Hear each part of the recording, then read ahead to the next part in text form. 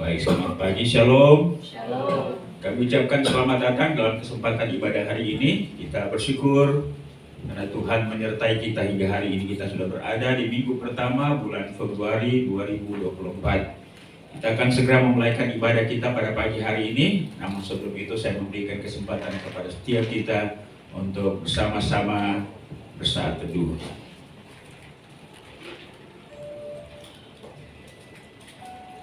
Mazmur nomor 117 ayat 1 dan 2 berkata, "Pujilah Tuhan hai segala bangsa, megahkanlah Dia hai segala suku bangsa, sebab kasih-Nya hebat atas kita dan kesetiaan Tuhan untuk selama-lamanya. Haleluya." Mari kita siapkan pujian, katakan, "Sungguh indah Kau Tuhan." Inilah kami pada pagi hari ini ya Tuhan. Kembali lagi bersama-sama selaku umat ketebusmu datang menghampiri tahta anugerah untuk memuji-Mu, untuk menyembah-Mu. Biarlah hari ini Tuhan dimuliakan melalui ibadah ini. Tuhan menerima puji-pujian kami, Tuhan berkenan atasnya, dan Tuhan bertahta di atas puji-pujian kami.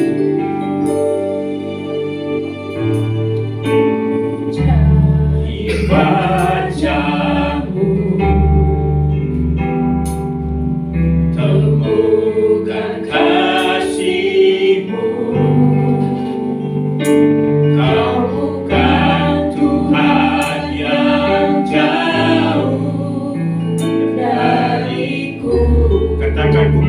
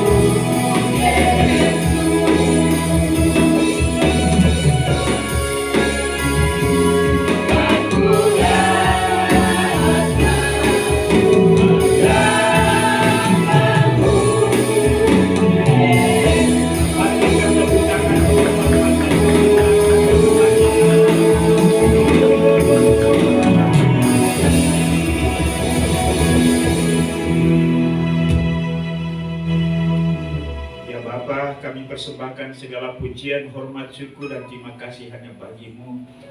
Karena Engkau layak untuk menerima semuanya, karena semuanya adalah milik-Mu, dan kami kembalikan itu kepada-Mu. Terima kasih untuk penyertaan, perlindungan, dan kasih setia-Mu dalam perjalanan hidup kami. Baik secara pribadi, keluarga pun sebagai jemaat. Hari ini kami ada di sini karena anugerah-Mu. Kami ingin beribadah kepada-Mu, memuji-Mu, menyembah-Mu, mendengarkan firman-Mu, bersuka cita bersama-sama, memberikan persembahan kami. Biarlah Tuhan menerima kehadiran kami dengan apa yang kami bawa pada hari ini. Biarlah melaluinya Engkau berkenan dan nama-Mu dimuliakan. Kami percaya bahwa melalui ibadah hari ini Engkau memberkati kami. Firman Tuhan yang akan diperdengarkan kiranya dapat meneguhkan kami, menyemangatkan kami dalam menjalani hidup ini. Dan setiap puji-pujian yang akan kumandangkan juga menggerakkan kami untuk memuji dan menyembah-Mu. Kami mohon urapan bagi setiap hamba-hamba yang ada di altar ini. Biarlah melalui pelayanan hari ini kami persembahkan hanya bagi kemuliaan Tuhan, dan semua jemaat-Mu diberkati. Ibadah kami pada pagi hari ini dari awal pertengahan hingga selesainya kami serahkan ke dalam tangan kasih dan kuasa-Mu. Biarlah Engkau yang memimpinnya, dan kami buka ibadah ini hanya di dalam nama Allah Bapa, Allah Anak, dan Allah Roh Kudus, Tritunggal yang besar. Haleluya, sama-sama kita katakan.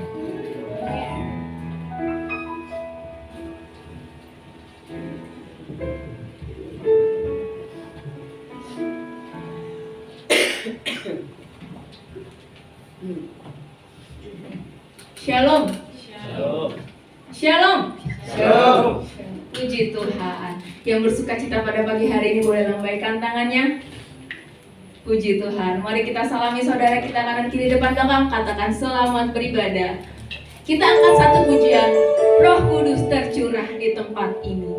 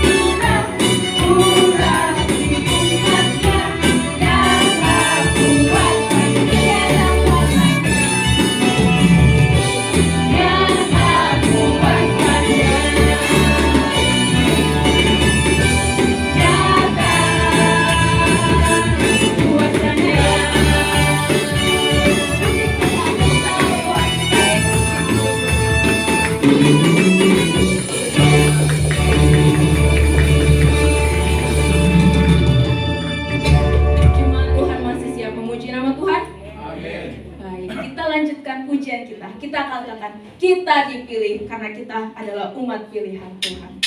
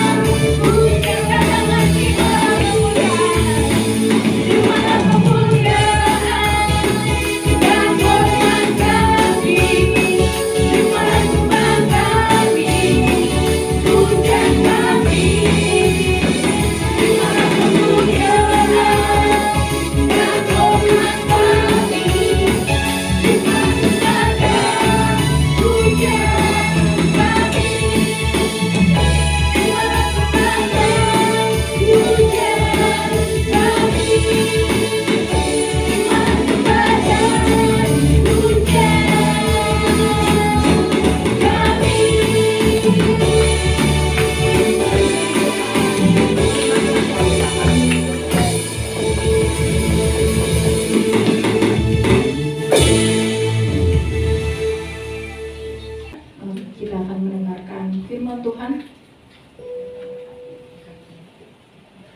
Saya undang jemaat Tuhan untuk bangkit berdiri. Kita naikkan pujian, ku nyanyi haleluya.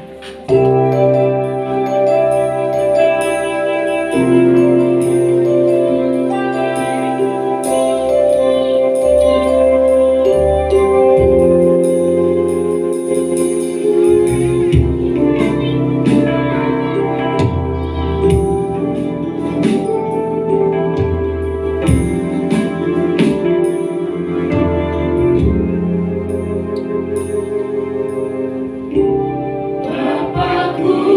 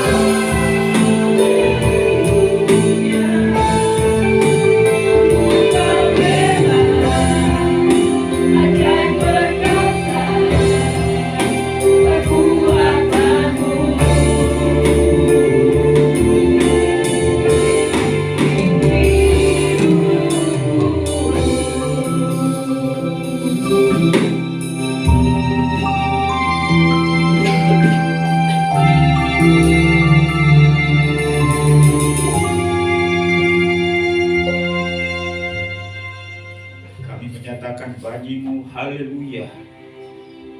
Karena hanya Engkau satu-satunya yang layak untuk dipuji dan disembah. Biarlah pujian ini sungguh keluar dari hati kami, yang menyadari dan mengenal Engkau sebagai yang maha tinggi. Dan biarlah hari ini bersama-sama dengan malaikat di surga, bahkan seluruh umat-Mu di seluruh dunia, menyatakan bagimu, haleluya. Terima kasih untuk perkenan-Mu yang memanggil dan memilih kami untuk pemuja-Mu, yang memuji dan menyembah Engkau dalam roh dan kebenaran. Dan itu adalah kebenaran yang kami yakini. Terimalah semua pujian kami, penyembahan kami, ucapan syukur kami hari ini. Ini kami akan belajar firman. Karena itu kami mohon kiranya Engkau berkenan untuk berbicara kepada kami tentang hakikat kehidupan kami ketika kami masih ada di tengah-tengah dunia ini. Karena itu Tuhan, mari urapi hamba-Mu. Biarlah firman Tuhan yang kami akan renungkan, kami pelajari bersama hari ini, akan terus membimbing kami, mengarahkan kami, memberi rema kepada kami dalam menjalani kehidupan kami di tengah-tengah dunia ini. Roh Kudus, Engkau ajar kami segala kuasa setan, roh di udara bersama dengan antek-anteknya. Kami tidak izinkan untuk mengganggu kami. Karena itu kami sepakat, kami tolak di dalam nama Yesus. Dan biarlah hari ini dengan bebas dan sukacita kami menerima kebenaran-Mu ini. Hanya dalam nama Yesus Tuhan dan Juru Selamat kami, firman yang hidup, kami sudah berdoa kepada Bapa di surga. Haleluya. Amin. Baik, puji Tuhan, silakan duduk. Selamat pagi, shalom. Kita bersyukur hari ini kita sudah ada di hari Minggu pertama di bulan Februari ini. Waktu bergulir tidak terasa. Anak-anak semakin besar, yang tua semakin tua, tapi pemeliharaan Tuhan tetap sempurna. Amin. Ya, walaupun kita harus menghadapi berbagai pergumulan dalam hidup ini, tapi kita harus menjalaninya dan mengisi kehidupan ini sesuai dengan rancangan Tuhan, dengan tujuan Ia membuat kita ada sampai dengan hari ini. Baik, karena ini merupakan pergantian bulan, berarti tema kita berubah. Sehubungan dengan peringatan 96 tahun Gereja Kemah Injil Indonesia ada dan eksis, maka kita akan merenungkan sebuah bagian firman Tuhan dan tema yang diturunkan oleh Sinode Gereja Kemah Injil Indonesia yang terangkat dari Matius pasal 5 ayat 13 sampai dengan 16. Matius pasal 5 ayat 13 sampai dengan 16, ini adalah materi firman Tuhan yang akan menjadi pembelajaran dan perenungan kita hari ini. Kita akan baca bersama-sama, silih berganti. Saya akan membacakan ayat 13, 15, Bapak Ibu 14 dan 16. Demikianlah bunyi firman Tuhan, garam dan terang dunia. Kamu adalah garam dunia. Jika garam itu menjadi tawar, dengan apakah ia diasinkan? Tidak ada lagi gunanya selain dibuang dan diinjak orang. Kamu adalah garam dunia. Apa yang terletak di atas gunung tidak mungkin tersembunyi.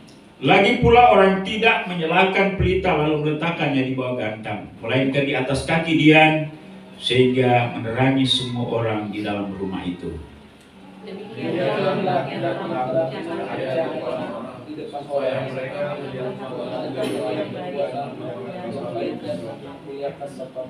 Puji Tuhan, demikian jauh pembacaan kita. Yang berbahagialah mereka yang membaca, merenungkan, melakukannya di dalam kehidupannya. Tema besar atau tema umum yang diberikan oleh Sinode Gereja Kemah Injil adalah berdampak secara berkelanjutan. Berdampak secara berkelanjutan adalah merupakan rangkaian tema dalam periode ini, yaitu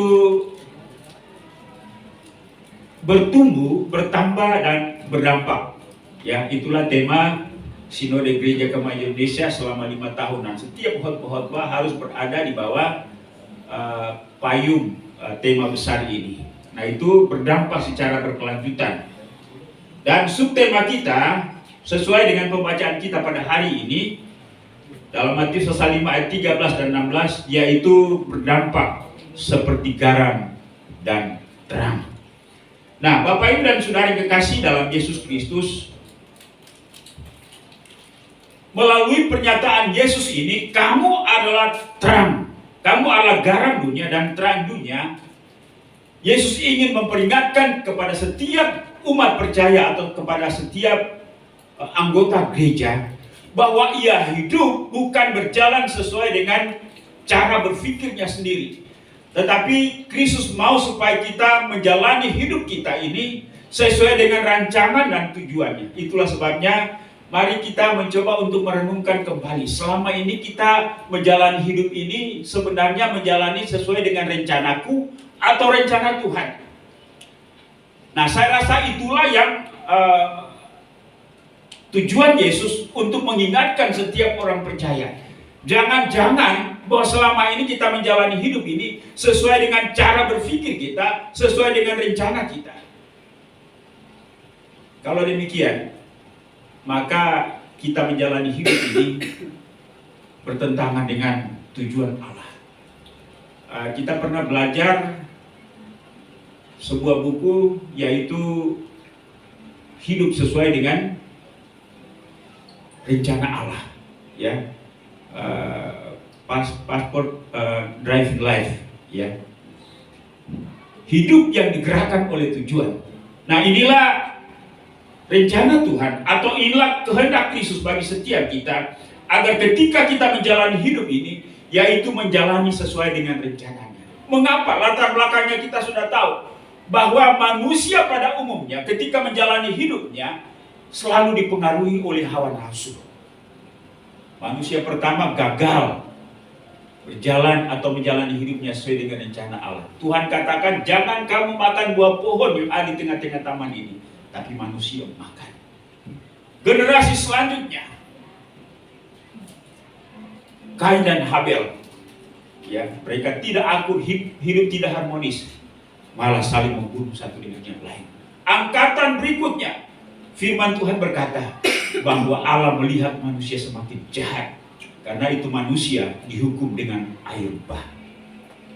Mengapa? Karena manusia lupa bahwa sedianya keberadaannya di tengah-tengah dunia ini, ketika menjalani hidup ini, maka harus menjalaninya dengan tujuan Allah, bukan tujuan pribadinya.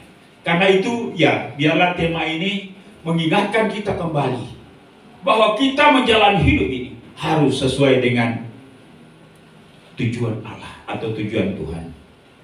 Bagaimana seharusnya kita hidup? Inilah yang dinyatakan oleh Kristus kepada setiap kita. Kamu adalah garam dunia.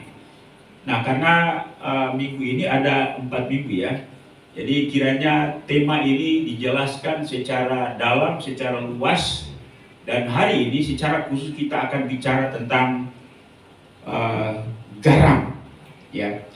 Nah, mengapa garam yang digunakan oleh Yesus untuk menyatakan metafor atau lukisan ini kepada orang percaya, ya? Selain garam ada banyak subjek atau materi lain, bukan?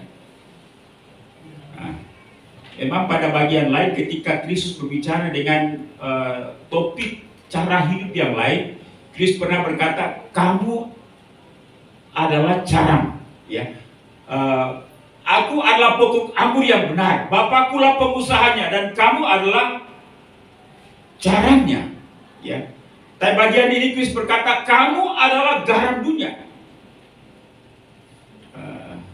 Kenapa Yesus tidak berkata, kamu adalah gandum dunia, kamu adalah beras dunia, ya. Tapi Kristus katakan, kamu adalah garam dunia. Sekali lagi, pernyataan ini Allah merupakan sebuah metafor atau sebuah lukisan yang menjelaskan tentang bagaimana seharusnya kehidupan orang percaya atau kehidupan gereja itu. Ia mau supaya kita seperti garam, berfungsi, berperan sebagai garam. Mengapa? Nah, Bapak Ibu dan Saudara, tentunya ialah bahwa Kristus mengenal, memahami apa pandangan, apa pengertian, apa pemahaman masyarakat pada waktu itu tentang garam. Nah, secara umum Kristus mau supaya kita memberi dampak atau impact, ya. Itulah sebabnya gerejanya Ibu Rice itu disebut dengan GBI Impact ya, atau GBI berdampak ya. Saya belum tahu apakah ada gereja Kemah Injil GKI Jemaat Impact ya. Jadi membawa pengaruh yang mendatangkan secara umum ya. Berdampak artinya membawa pengaruh mendatangkan akibat baik atau positif maupun juga negatif. Tapi tentunya ketika kita berbicara tentang garam, pasti akan membawa dampak yang baik, bukan? Berdampak ya, Kristus mau supaya kehidupan kita adalah kehidupan yang berdampak seperti garam. Nah, Bapak Ibu, siapa yang harus berdampak atau memberi dampak? Sehingga Kristus berkata pada bagian ini, kamu adalah garam dunia. Sebenarnya siapa yang dimaksud dengan kamu? Ya, tentunya kalau kita melihat secara konteks keseluruhan, yang mendengarkan pada waktu itu tentunya ialah sebagian besar mereka yang disebut oleh Kristus sebagai kamu. Kalian adalah mereka yang telah mendengarkan Injil. Bahkan mereka yang telah menerima Kristus sebagai Tuhan dan Juru Selamat. Ya, yaitu mereka yang memiliki komitmen untuk mengikuti Kristus selamanya. Dan mereka sebagai gereja atau tubuh Kristus. Ya memang ketika seorang masuk dalam sebuah komunitas gereja atau jemaat, tentunya ia diarahkan supaya dia menjadi anggota jemaat atau anggota tubuh Kristus, bukan? Itulah sebabnya ada proses pembimbingan yang kemudian ditandai dengan baptisan. Nah, ketika dibaptis biasanya seorang sebelum ditenggelamkan itu diberikan pertanyaan, apakah engkau mau menerima Kristus sebagai Tuhan dan Juru Selamat? Apakah engkau akan setia sampai mati mengikut Kristus dan melayani Kristus? Maka pendeta yang membaptis itu biasanya ketika mau menenggelamkan orang itu berdasarkan pengakuannya, maka hari ini sebagai hamba Allah, saya membaptis engkau di dalam nama Allah Bapa, Allah Anak dan Roh Kudus, kemudian ditenggelamkan. Sebagai sebuah konsekuensi daripada mengikut Kristus, dan itu adalah pernyataan yang menjadi saksi bagi setiap orang yang melihat pelaksanaan baptisan itu, dan juga sebagai bukti pengakuan orang itu bahwa dia akan menjalani hidupnya sampai akhir hayatnya. Karena itu mereka tidak hanya dianjurkan, dinasihatkan, diperintahkan untuk memiliki persekutuan dengan Kristus, tetapi juga Kristus mengutus setiap orang percaya untuk menjalani kehidupannya di tengah-tengah dunia ini. Karena itu Paulus berkata, kamu adalah surat-surat yang terbuka dan orang bebas melihat siapa itu Pak Agus, siapa itu Melkior Hadi, siapa itu Paradiman, siapa itu kita semua. Dan orang akan melihat ketika kita dikenal bahwa kita adalah Kristen, maka otomatis orang mengenal kita sebagai pengikut Kristus, bukan? Dan ketika mereka melihat kehidupan kita yang tidak sejalan dengan Kristus, maka itu akan menjadi sesuatu yang bertentangan. Bapak Ibu dan Saudara, mengapa Yesus menggunakan garam dan terang untuk menjelaskan tentang dampak yang harus dilakukan oleh gereja? Untuk menjelaskan tentang dampak yang harus kita nyatakan di tengah-tengah dunia ini. Bapak Ibu dan Saudara, pernyataan Yesus, kamu adalah garam dunia, kamu adalah terang dunia, adalah suatu metafor atau sebuah lukisan yang bertujuan untuk menyatakan persamaan fungsi atau peran orang percaya atau orang Kristen di dalam dunia ini. Karena itu kita ditempatkan di tengah-tengah dunia ini untuk menjadi garam dan terang. Hari ini kita akan belajar secara khusus tentang garam. Mengapa harus garam? Sekali lagi bahwa masyarakat Yahudi baik dalam perjanjian lama maupun perjanjian baru mengenal garam sebagai kebutuhan hidup dan mineral yang dipakai sejak zaman kuno dalam banyak budaya sebagai penyedap rasa dan bahan pengawet atau juga disinfektan. Mari kita melihat beberapa lukisan tentang garam. Yang pertama, garam melukiskan fungsi kehidupan orang Kristen yang membawa kenikmatan dalam hidup. Setiap rumah pasti ada garam, bukan? Pak Agus sekarang dengan Iren. Ada garam di rumah enggak? Ya. Bu Yani ada garam di rumah? Pak Cesar? Ya. Kalau begitu enggak ada rumah yang tidak ada garam, ya. Mengapa? Karena garam itu penting. Ya. Nah, kalau kita mau beli makanan di luar juga, pasti ada ya digarami. Karena itu garam itu penting, punya pengaruh. Tanpa garam maka makanan atau masakan itu akan hambar, tidak ada rasa apa-apa. Ya, walaupun memang garam itu juga kan kalau kebanyakan punya dampak, tapi ya itu bukan itu yang mau dipersonifikasikan atau dimetaforkan dengan penjelasan ini. Fungsi garam adalah memberikan rasa sedap, ya, enak. Nah, itulah tujuannya, ya. Dan kehidupan seperti ini adalah model kehidupan yang Yesus nyatakan di tengah-tengah dunia ini. Bahkan juga kita melihat pada gereja mula-mula. Lukas pasal 2 ayat 52 yang menjelaskan tentang kehidupan Yesus. Semakin hari semakin bertumbuh, semakin hari semakin besar, maka ia semakin hari hidupnya seperti garam ini. Karena itu Lukas 2 ayat 52 berkata, dan Yesus makin bertambah besar dan bertambah hikmatnya dan besarnya, dan makin dikasihi oleh Allah dan manusia. Mengapa? Karena hidup Yesus itu dapat memberikan kenikmatan, rasa sedap bagi orang lain. Jangan sampai ketika kita ada di sebuah komunitas yang baru, kita buat orang punya muka itu asam atau murung atau lain. Tapi ketika kita hadir di sebuah komunitas, mereka senyum, mereka bersuka cita, mereka bergembira dengan kita. Amin. Amin.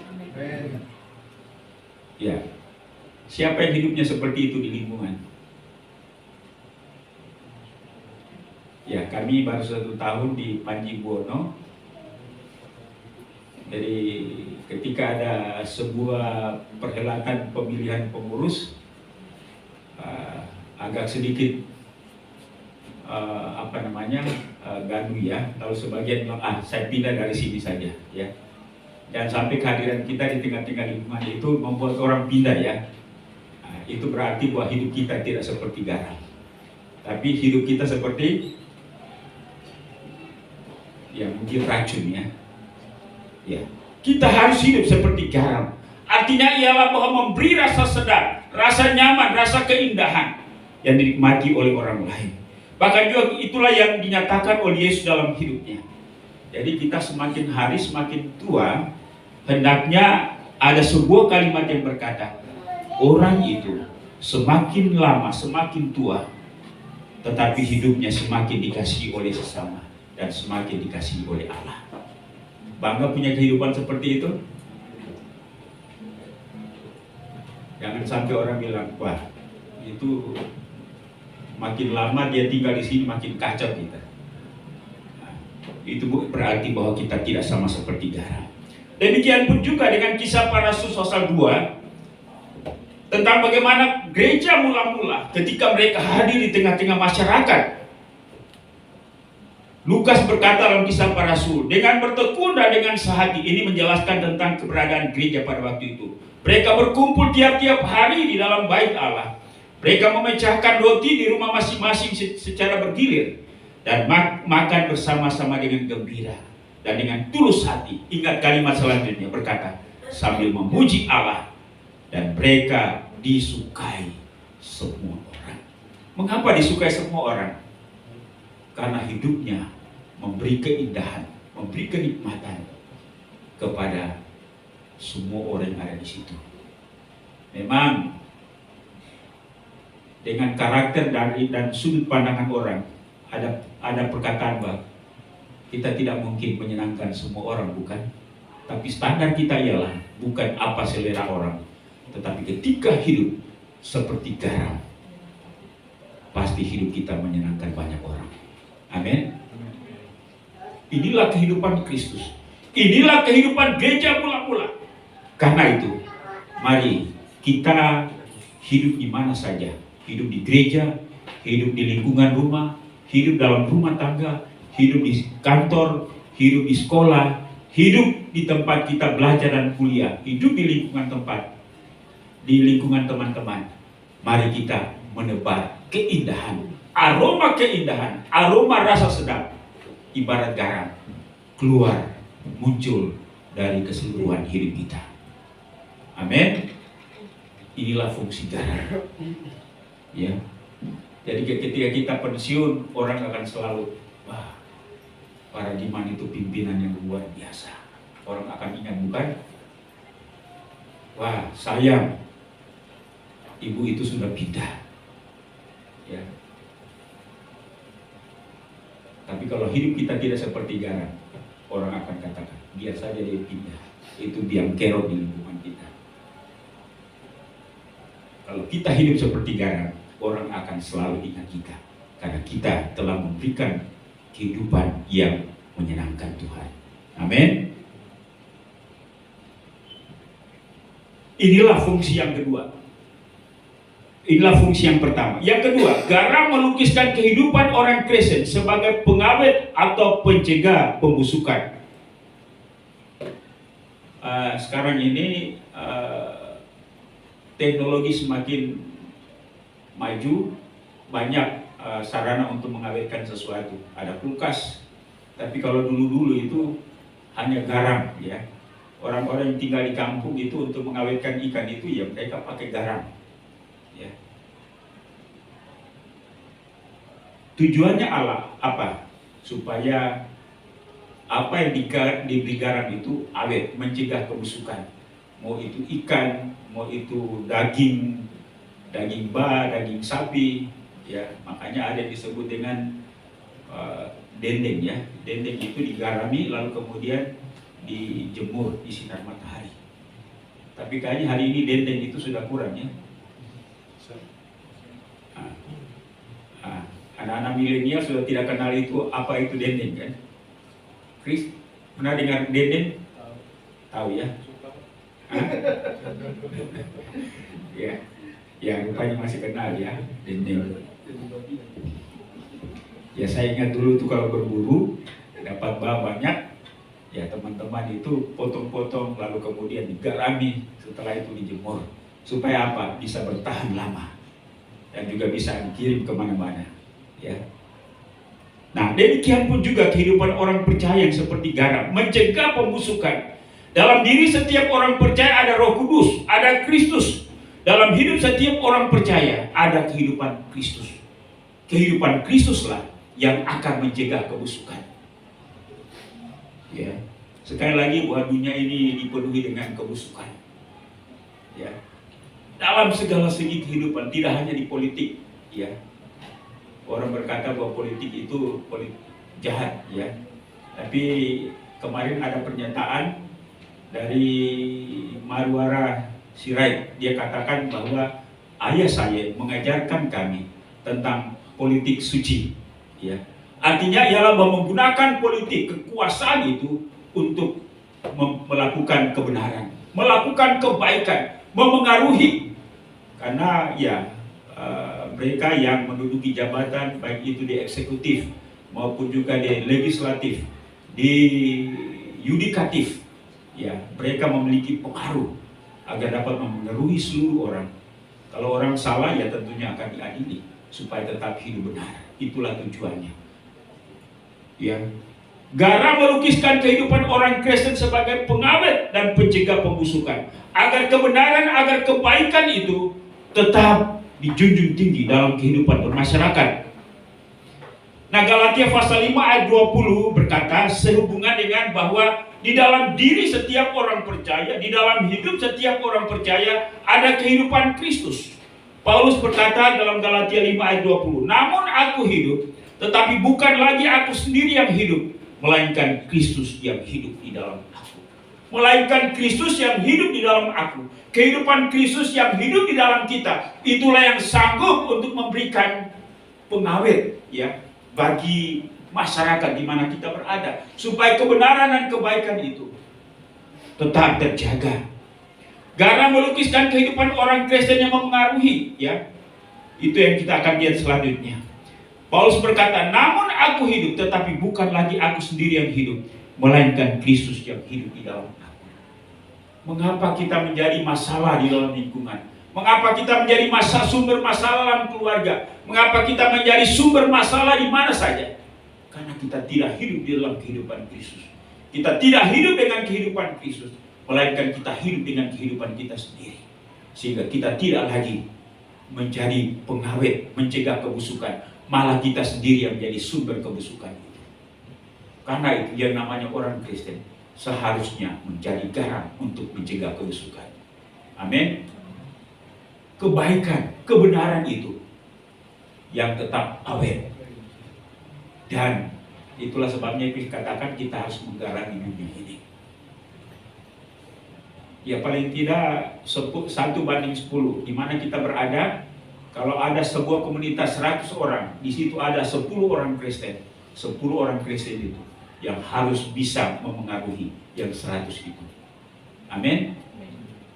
Kita memengaruhi bukan karena kekuatan kita, bukan karena usaha kita, tapi karena Kristus yang ada di dalam diri kita.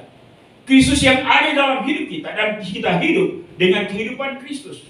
Kalau kita hidup dengan kehidupan Kristus, maka saya percaya kita mampu untuk menempatkan diri sebagai garam di lingkungan itu. Ya, dalam fakta kehidupan bermasyarakat di dunia ini, ada orang-orang Kristen tertentu yang membawa pengaruh seperti garam ini.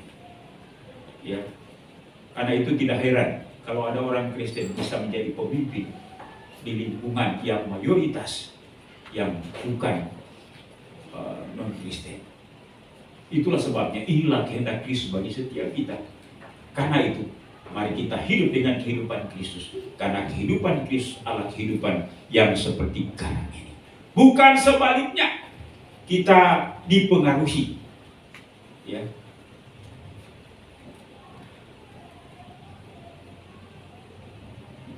Tuhan mau sebenarnya kita membawa pengaruh. Ya. Tapi sayangnya ialah bahwa banyak orang percaya. Ya mungkin kita tidak terlalu berpikir pada hal-hal yang besar. Ya. Pada hal-hal yang kecil. Ya katakanlah kita sebagai pelajar. Mari kita membawa kebenaran. Kita membawa kebaikan. Kita membawa sifat dan kehidupan Kristus di mana kita berada. Ya kerinduan saya dari dulu supaya anak-anak muda di sini memengaruhi orang dengan kehidupan Kristus. Tapi sayangnya ialah bahwa kadang-kadang ya kita sudah membina pemuda remaja setelah besar pindah. Ya. Mengapa? Karena mereka dipengaruhi oleh pasangan hidup mereka, ya, pindah gereja dan lain-lain sebagainya. Saya tidak tahu keinginan Bapak Ibu sekalian ketika anak-anak menikah tetap di gereja ini atau ya berikan kebebasan ya mau pergi kemana saja. Pak Agus bagaimana? Ya, Tetap sebetulnya ya. Ada kerinduan dalam hati bukan? Saya berharap Intan ketika menikah dinikahkan di sini dan bertumbuh di sini. Ada amin Intan? Ya Intan berat-berat ya. Mengapa? Karena memang ya kita kadang-kadang ya bersikap, ya ada apa-apa yang penting ya sama-sama gereja lah. Kita memberi peluang itu sehingga pada akhirnya ya kita tidak memberi pengaruh. Walaupun saya katakan bahwa itu hal yang buruk, bukan yang buruk, tapi dalam arti bahwa dalam rangka bagaimana kecintaan kita, beban kita terhadap gereja ini, kita mau supaya kita bertumbuh dan bertambah di sini. Amin. Kita berdampak di sini, ya. Ya makanya kadang-kadang Ibu Lia bicara dengan anak-anak agak tegas juga ya. Kalian harus menikah di gereja Kemainjil, di gereja Marturia. Ya Ibu Lia ya.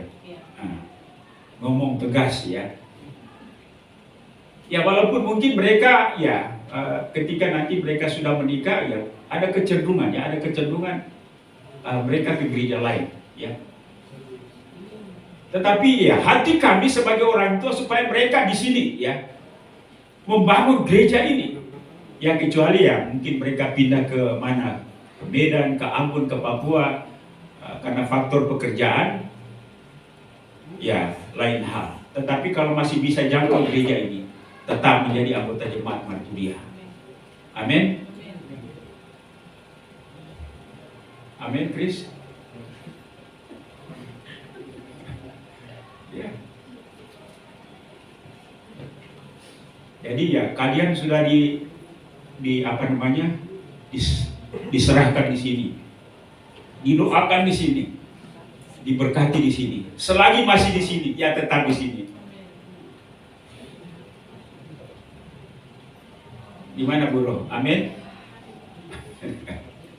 Ya, kadang-kadang sebagai seorang gembala itu ya berpikir seperti itu. Tapi setelah mengevaluasi 10 tahun, 20 tahun, lihat anak-anak yang dulu, sekarang mereka sudah tidak ada lagi. Ya memang sedih ya, sedih. Ya. Lalu kemudian kita berusaha berdoa mengumpulkan yang baru. Mengapa? Karena mereka lebih gampang untuk pergi dan keluar. Memang itu ya bukan masalah dosa atau tidak dosa. Yang paling dosa itu adalah meninggalkan Kristus. Tapi paling tidak bahwa dalam hal yang sekecil ini kita menunjukkan bahwa kita punya konsistensi dan komitmen terhadap komunitas di mana kita berada. Komunitas rohani. Ya. Kita harus seperti garam. Apalagi membawa pengaruh dampak yang lebih baik secara rohani. Jadi garam melukiskan kehidupan orang Kristen yang mengaruhi. Roma 12 ayat 2 berkata, janganlah kamu menjadi serupa dengan dunia ini. Ya. Janganlah kamu menjadi serupa dengan dunia ini, atau janganlah kamu dipengaruhi oleh dunia ini. Ya. Cara hidup yang serupa dengan dunia sebagaimana digambarkan oleh 1 Yohanes 2 ayat 15 dan 17a berkata, janganlah kamu mengasihi dunia ini. Cara hidup orang dunia adalah mengasihi dunia ini. Prioritasnya adalah dunia ini, segala kenikmatan hidup dan apa yang ada di dalamnya. Jikalau orang mengasihi dunia, maka kasih akan Bapa tidak ada dalam orang itu. Setiap orang yang mengasihi dunia itu akan bertolak belakang dengan kehendak Allah. Allah mau, karena dunia dengan Allah itu pasti bertentangan. Yang dimaksud dengan dunia di sini adalah segala kenikmatan yang ditawarkan oleh iblis untuk kedagingan kita. Nah, itulah sebabnya ketika Yesus berpuasa 40 hari 40 malam, dan setelah itu iblis membawa dia untuk mencobai dia. Ya. Padahal sebenarnya kalau kita memikirkan itu sepertinya tidak masalah kalau Yesus ikuti kata-kata iblis, jadikanlah batu-batu ini menjadi roti. Kita bisa melihatnya dari sudut pandangan lain. Bahwa bukankah Yesus akan menyatakan kuasanya, mujizatnya di situ. Tapi rupanya Yesus tidak menggunakan cara berpikir iblis itu untuk mempengaruhinya. Tapi justru ia melawannya dengan kalimat, manusia hidup bukan dari roh itu saja, tetapi dari setiap firman yang keluar dari mulut Allah.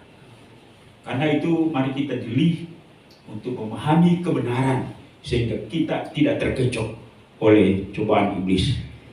Pendek kata bahwa orang yang bertolak belakang dengan kehendak Allah, yang mengasihi dunia, pasti bertentangan dengan kehendak Bapa. Karena itu firman Tuhan berkata, jikalau orang mengasihi dunia, maka kasih akan Bapa tidak ada dalam orang itu. Sebab semua yang ada di dalam dunia itu, yaitu keinginan daging, keinginan mata, serta keangkuhan hidup, bukanlah berasal dari Bapa, melainkan dari dunia ini.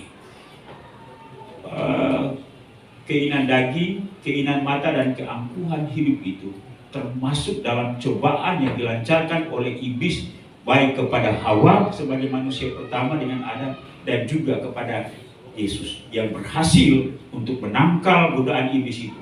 Hanya Yesus, Hawa dan Adam jatuh, kalah, dan pada akhirnya mereka tidak hidup dalam kehendak Allah, tapi justru hidup di dalam keinginan diri sendiri.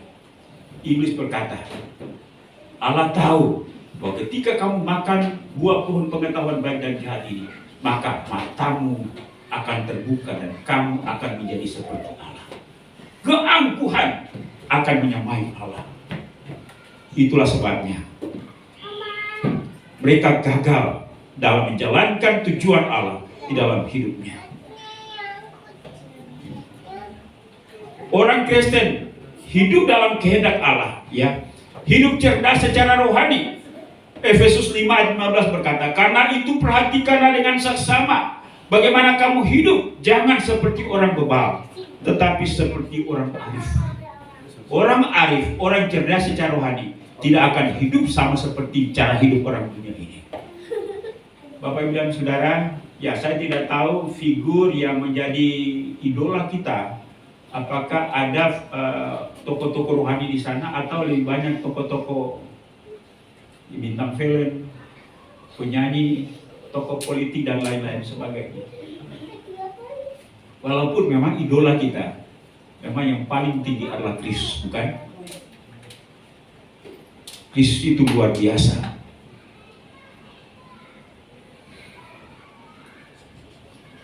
Hidup seperti orang arif. Ya, orang arif itu artinya menggunakan cara berpikir yang maksimal untuk menimbang sebelum dia mengambil sebuah keputusan, sebelum dia mengucapkan sesuatu. Dia tidak gegabah dan tidak tergesa-gesa, yang pada akhirnya membawa pengaruh buruk baik untuk dirinya sendiri maupun untuk lingkungannya. Hidup di dalam kebaikan, hidup dalam kebenaran kepada Allah, hidup secara sempurna. Dikatakan sempurna di situ sama dengan dewasa atau matang. Bukankah hidup ini Allah merupakan sekolah praktis yang kita hidupi setiap hari?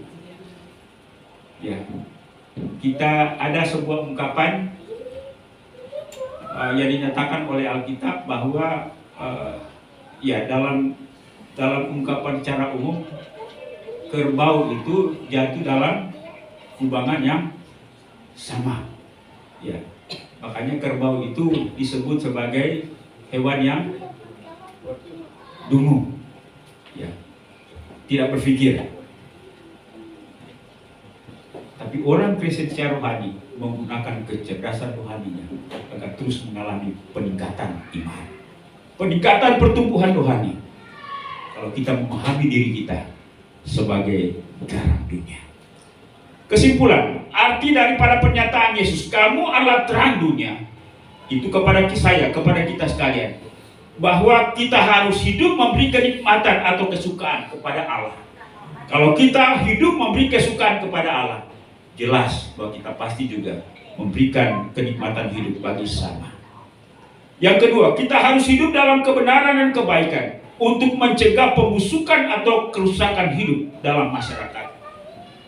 Bapak Ibu dan Saudara, ada daerah-daerah tertentu yang masyarakatnya masyarakat Kristen, tetapi mereka menjalani kebiasaan hidup yang tidak sesuai dengan kehendak Allah. Misalnya begini, ya, orang hidup tanpa ikatan pernikahan, berbulan-bulan, bertahun-tahun punya anak 1-2, nyaman hidup seperti itu. Apakah ini kebiasaan Kristen yang baik? Bukan. Jadi pada akhirnya itu menjadi sebuah kebiasaan. Pada suku-suku tertentu, nah biasanya mas kawin itu dalam bentuk hewan, ya, babi, ya.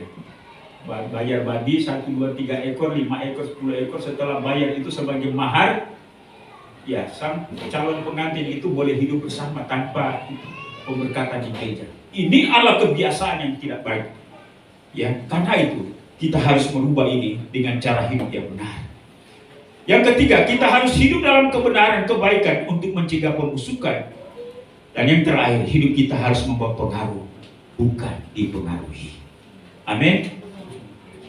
Hidup kita harus memberi pengaruh yang baik, yang benar, bukan untuk dipengaruhi. Itulah sebabnya kalau kita hidup seperti ini, maka Kristus berkata kepada setiap kita, kamu adalah garam dunia. Tuhan Yesus memberkati. Mari kita berdoa. Tuhan Yesus, kami bersyukur dan berterima kasih bahwa Engkau memanggil kami, memilih kami untuk hidup sama seperti garam yang memberi pengaruh yang baik, yang benar kepada lingkungan di mana kami berada. Kenikmatan hidup yang menyukakan hati Tuhan dan hati sesama kami. Dan kami juga dapat menebar kebaikan, menebar kebenaran untuk mengaruhi lingkungan di mana kami berada. Walaupun firman-Mu sudah selesai dibicarakan, tapi biarlah Roh Kudus akan melanjutkan itu sehingga terpatri dalam hati dan pikiran kami. Kami merenungkannya, kami melakukannya, Tuhan tolong kami. Kami tidak sanggup dengan upaya kami sendiri. Tapi kami percaya Roh Kudus akan mampukan kami. Karena itu Tuhan tolong kami. Supaya hidup kami seperti garam yang memiliki fungsi dan peran di tengah-tengah dunia ini. Dalam nama Tuhan Yesus kami berdoa dan mengucap syukur. Haleluya. Amin. Baik, kita akan makan minum perjamuan kudus. Saya memberikan kesempatan kepada BPJ untuk ke depan bersama saya untuk melayani, dan kita akan menyiarkan lagu Ku Telah Mati. Bukan dengan panah-panah.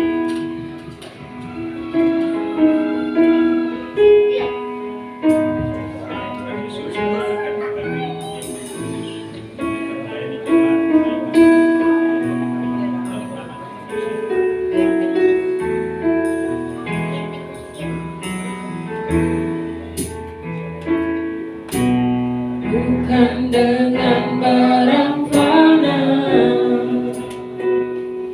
Kau membayar dosaku, dengan darah yang mahal, tiada guna dan celah. Bukan dengan emas perak Kau menebus diriku, oleh segenap kasih dan pengorbananmu. Ku telah mati dan tinggalkan cara hidupku yang lama. Semuanya sia-sia dan tak berarti lagi. Hidup ini ku letakkan pada mesbah-Mu ya Tuhan. Jadilah padaku seperti yang Kau ingini.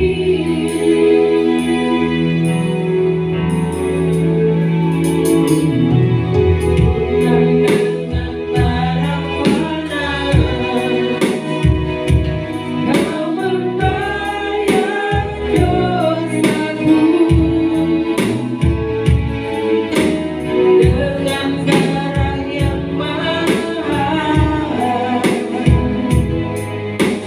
tiada luka dan celah. Mari siapa kita semua kembali sendiri. Bukan dengan emas perak Kau menebus diriku, oleh segenap kasih dan pengorbananmu. Ku telah mati dan tinggalkan cara hidupku yang lama. Semuanya sia-sia dan tak berarti lagi. Hidup ini ku letakkan pada mesbah-Mu ya Tuhan. Jadilah padaku seperti yang Kau ingini.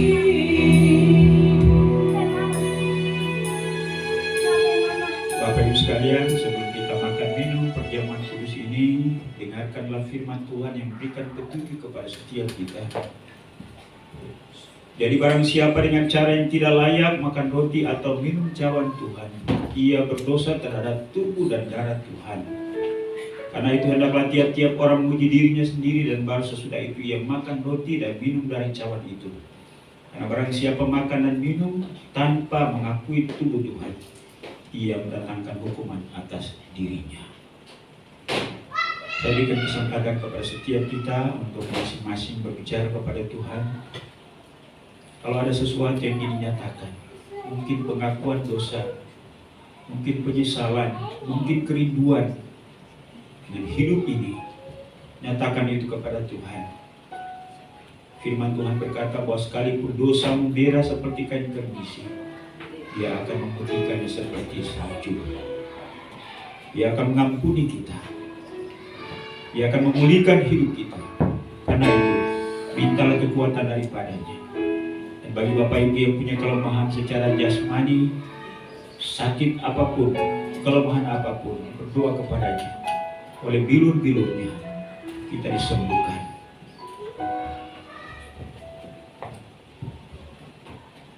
Inilah kami pada pagi hari ini Tuhan. Kembali kami bersama-sama di hadapan-Mu mengakui segala dosa dan kelemahan kami. Kami mohon ampun atas segala pelanggaran kami. Sucikan kami. Kami mohon kekuatan daripada Tuhan untuk bangkit, supaya hidup kami menyukakan hati Tuhan. Hidup kami membawa dampak sama seperti garam. Demikian pun juga dengan kami yang lemah secara fisik jasmani. Mohon pemulihan kesembuhan daripada Tuhan. Terpujilah nama-Mu ya Tuhan. Mari kita mengangkat roti yang ada di tangan kanan kita dan dengarkanlah firman Tuhan. Sebab apa yang telah kuteruskan kepadamu telah aku terima dari Tuhan, yaitu bahwa Tuhan Yesus pada malam waktu ia diserahkan mengambil roti, dan sesudah itu ia mengucap syukur atasnya. Ia memecah-mecahkannya dan berkata, inilah tubuhku yang diserahkan bagi kamu. Perbuatlah ini menjadi peringatan akan aku. Mari kita makan bersama-sama.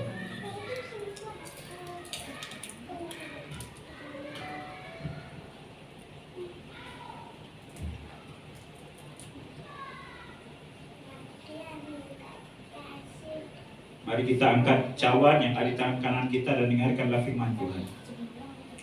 Demikianlah juga ia mengambil cawan sudah makan lalu berkata, cawan ini adalah perjanjian baru yang dimeteraikan oleh darahku.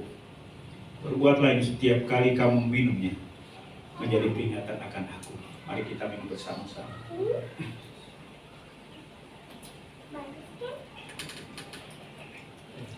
Sebab setiap kali kamu makan roti ini dan minum cawan ini, kamu memberitakan kematian Tuhan sampai ia datang. Mari kita nyanyikan pujian haleluya, haleluya.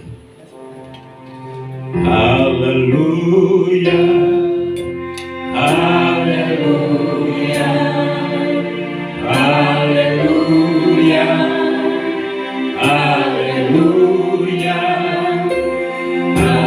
haleluya, haleluya, haleluya.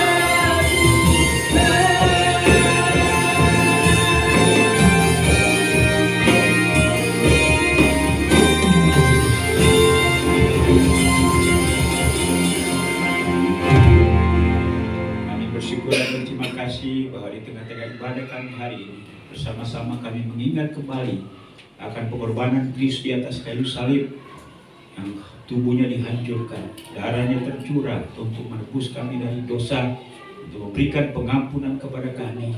Kami diberi hak untuk menjadi anak-anak Allah oleh karena iman kami. Kami memperoleh kepastian keselamatan. Tetapi hal lain ialah bahwa Tuhan juga menugaskan kami agar kami melanjutkan kehidupan Kristus di tengah-tengah dunia ini. Kami hidup seperti garam dan terang. Karena itu mampukan kami untuk menjadi duta-dutamu, untuk menyatakan kehidupan Kristus, untuk memengaruhi dunia ini, supaya kehidupan surga dapat dinyatakan di tengah-tengah dunia ini. Kami percaya juga bahwa setiap kami yang berada dalam kelemahan tubuh, Tuhan sudah menjamah kami hari ini. Terpujilah nama Bapa, doa syukur kami hanya dalam nama Yesus Tuhan dan Juru Selamat kami, penebus kami sudah berdoa, haleluya, amin. Masih berdiri dan bersama-sama dengan orang kudus di seluruh bumi, kita akan menyatakan pengakuan iman kita, yaitu pengakuan iman Rasul. Mari kita nyatakan bersama-sama, 1, 2, 3. Aku percaya kepada Allah, Bapa yang Maha Kuasa, Halim dan bumi, dan kepada Yesus Kristus anaknya yang tunggal Tuhan kita, yang dikandung daripada Roh Kudus, lahir dari anak darah Maria, yang menderita di bawah pemerintahan Pontius Pilatus, disalibkan, mati dan dikuburkan, turun ke dalam kerajaan maut, pada hari yang ketiga bangkit pula dari antara orang mati, naik ke surga, duduk di sebelah kanan Allah, Bapa yang Maha Kuasa, dan akan datang dari sana untuk menghakimi orang yang hidup dan yang mati. Aku percaya kepada Roh Kudus, gereja yang kudus dan am, persekutuan orang kudus, pengampunan dosa, kebangkitan tubuh, dan hidup yang kekal. Amin. Silakan duduk.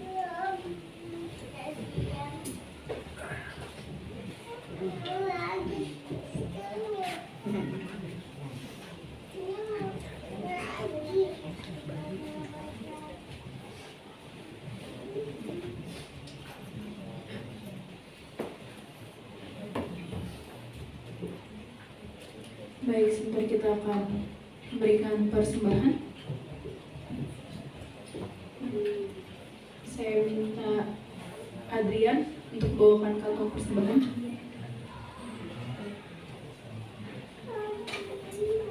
Sebelum kita berdoa, saya akan bacakan satu ayat dari Lukas 6 ayat 38. Berilah dan kamu akan diberi suatu takaran yang baik, yang dipadatkan, yang digoncang, dan yang tumpah keluar akan dicurahkan ke dalam ribamu. Sebab ukuran yang kamu pakai untuk mengukur akan diukurkan kepadamu. Mari kita berdoa. Bapa yang baik, Bapa yang penuh kasih, terima kasih Tuhan atas penyertaan-Mu Tuhan untuk kami sehingga kami masih bisa bersekutu di tempat ini. Sebentar lagi kami akan memberikan persembahan kami ya Bapa. Suci kuduskan hati kami, layanan kami untuk memberi ya Tuhan. Biarlah persembahan yang kami berikan hari ini Tuhan dapat menjadi doa yang harum di hadapan-Mu dan berguna bagi kerajaan-Mu di surga maupun di tempat ini. Kami serahkan hidup kami dalam tangan-Mu, hanya dalam nama Yesus Kristus kami berdoa dan mengucap syukur. Amin. Sambil persembahan dijalankan, kita naikkan pujian tiada terukur.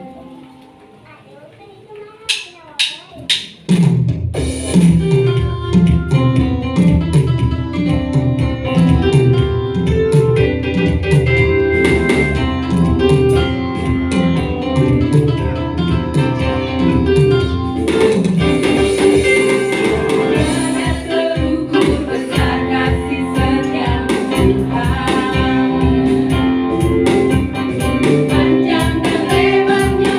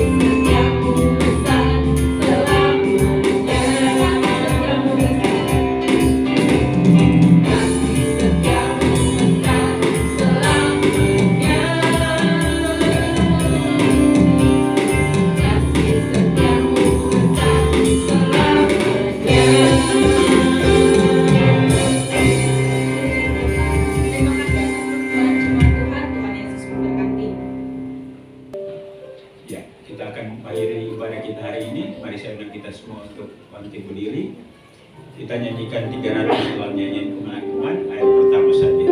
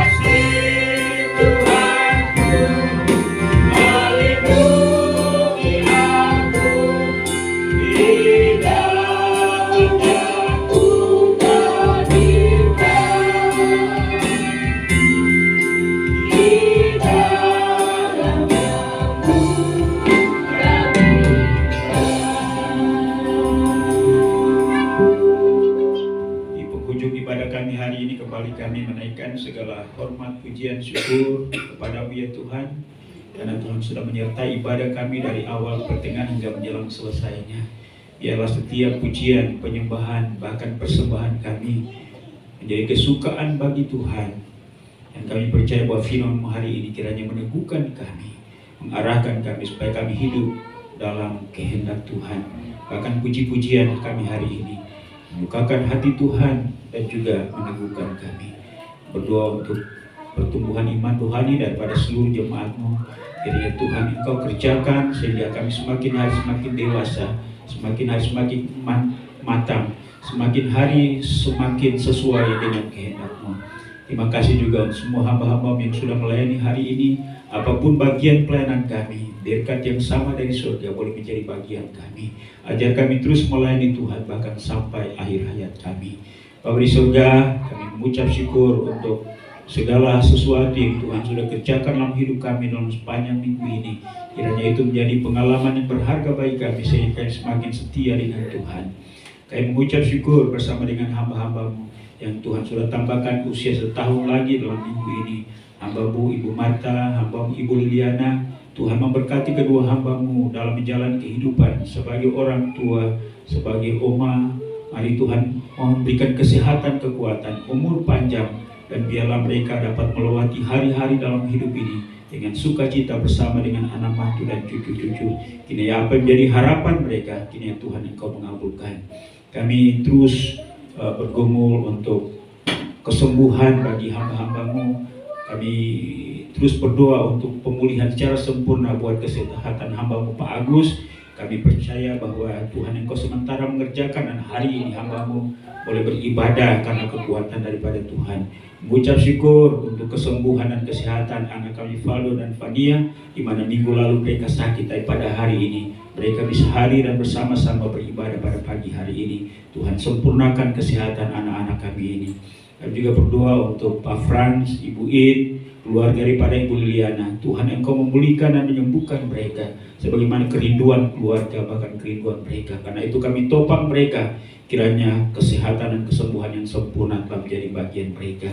Demikian pun juga dengan kalau ada jemaat yang lemah tubuh sakit hari ini, baik yang ada di sini maupun yang ada di rumah, kami mohon jamahan tangan kanan yang penuh dengan kuasa, lawat dan sembuhkan mereka, teguhkan, kuatkan, pulihkan mereka Tuhan. Terima kasih Bapa. Kami berdoa juga untuk jemaat-Mu yang tidak bersama-sama dengan kami karena mereka ada di tempat yang lain. Hamba Pak Thomas yang ada di Baghdad, Tuhan menyertai dalam tugas sebagai seorang penerbang. Tuhan melindungi baik menerbangkan maupun juga menurunkan pesawat. Dimanapun hamba berada, Tuhan Engkau berkati. Juga hamba-Mu Ibu Vivi, Tirta dan Claudia, Alvin Ine yang ada di Amerika, Tuhan Engkau memberkati mereka di dalam pekerjaan mereka. Mampukan untuk mengerjakan apa yang mereka kerjakan sampai pada saatnya nanti mereka kembali dengan selamat. Nama Tuhan dipuji dan dipermuliakan.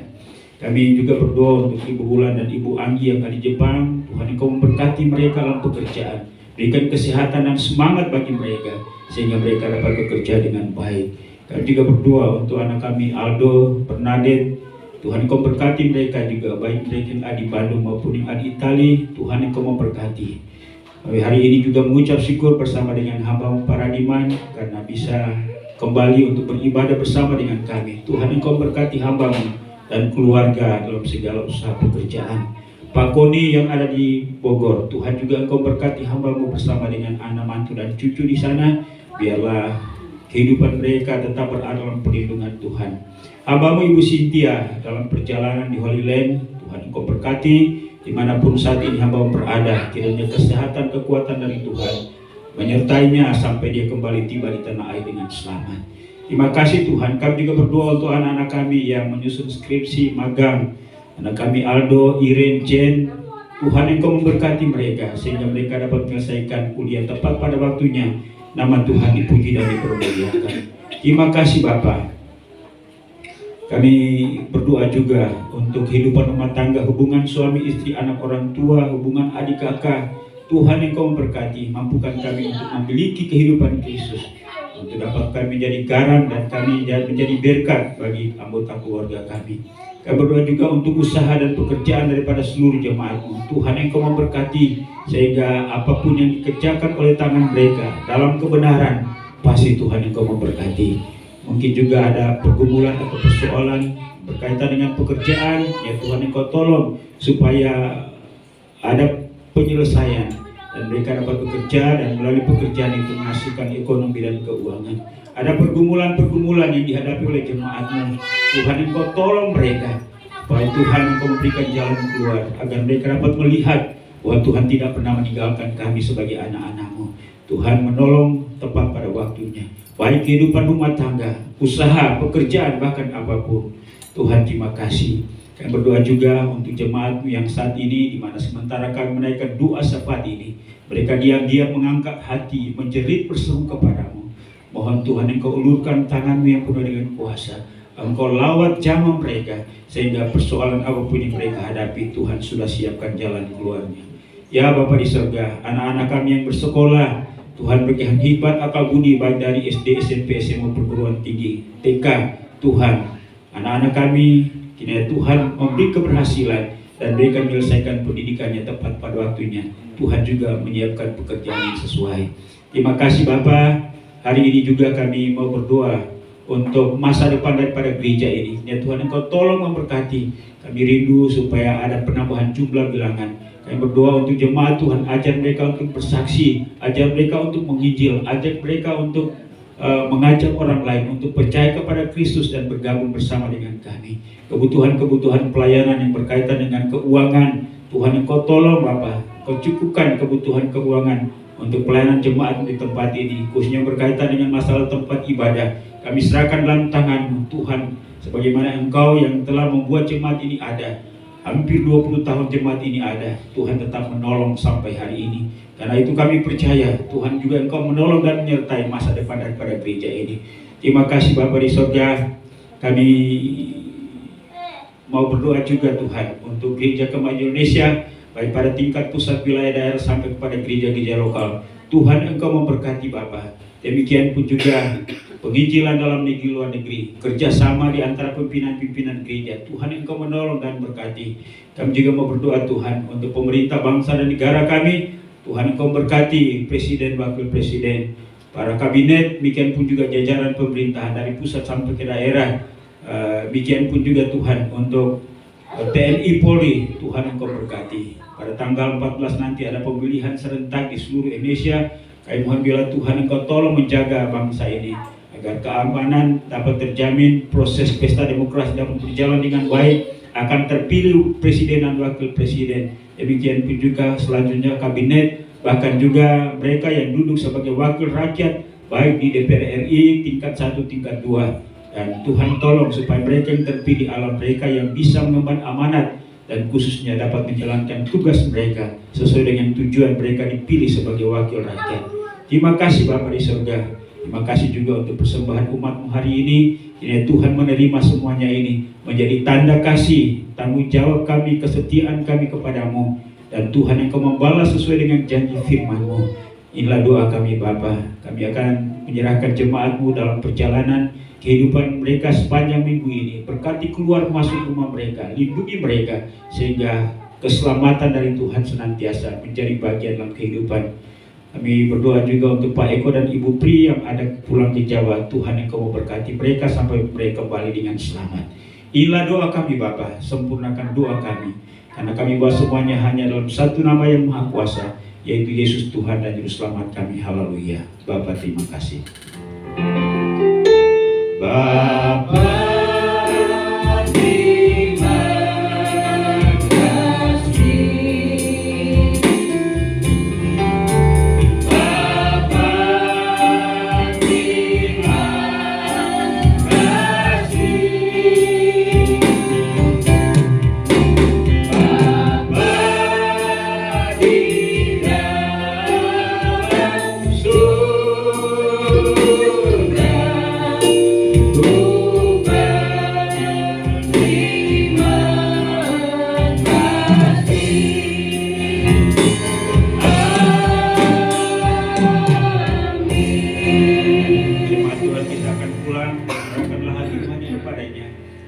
sampaikan kepada kita pada hari ini, terima, renungkan, dan lakukanlah itu dalam segenap kehidupanmu. Dan biarlah kasih karunia daripada Allah Bapa, anugerah dan damai sejahtera dalam nama Tuhan Yesus, serta pimpinan, penghiburan, pertolongan Roh Kudus menyertai kita hari ini, bahkan sampai Maranatha, Yesus datang untuk menjemput sale-salenya. Haleluya. Sama-sama kita katakan amin. Silakan duduk, ibadah kita sudah selesai. Silakan saat teduh, Tuhan memberkati. Sampai kita berjumpa kembali pada kegiatan-kegiatan ibadah yang lain di waktu mendatang. Shalom.